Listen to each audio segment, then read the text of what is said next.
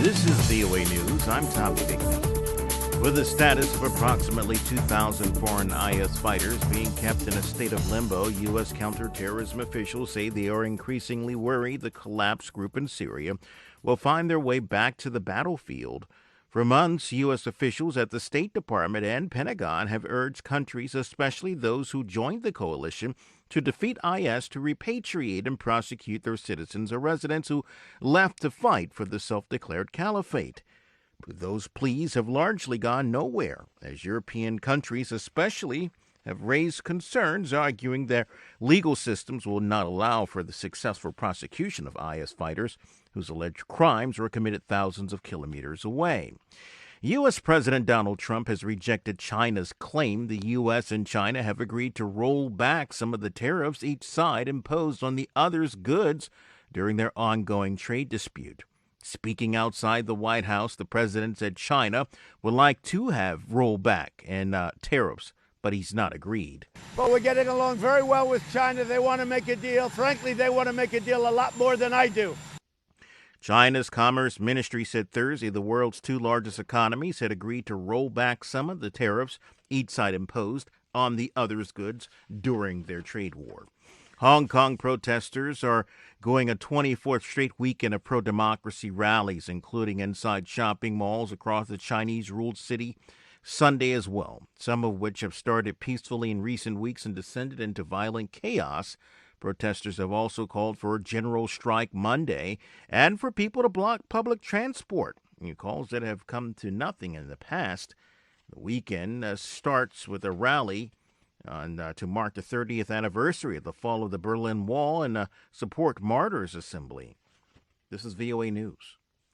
Two government officials have given impeachment investigators vivid recaps of the Trump administration's efforts to push Ukraine into investigating Democrats and Joe Biden. AP Washington correspondent Sagar Magani. The latest transcripts from closed-door meetings feature vivid testimony from Lieutenant Colonel Alexander Vindman and former Trump-Russia advisor Fiona Hill. Both express concerns about administration efforts to push Ukraine into investigating Joe Biden and Democrats. They're describing one meeting where Ambassador Gordon Sondland told Ukrainians they'd need to launch the investigations if they wanted a meeting with President Trump. Vindman says the rough transcript of the president's July call with Ukraine's president at the heart of the impeachment probe was edited to remove a reference of the energy company with ties to Hunter Biden. This morning, the president dismissed the testimony so far, saying he's seen nothing that hurts him. I'm not concerned about anything. The testimony has all been fine. Sagar Magani at the White House. Facebook says it is deleting any post that names a person rumored to be the whistleblower that sparked the Ukraine investigation. AP correspondent Jackie Quinn. A man who is presumed to be the whistleblower, who's been outed by the conservative Breitbart news site and others, was being named on Facebook, but the social media network is deleting those posts, saying they violate its policy against material that could identify a witness, informant, or an activist. But Facebook says it will revisit the decision to take down the person's name if it becomes more widely published. Twitter is allowing the name to be spread among users. The White House, while calling for the person to be outed, has refrained from releasing his name.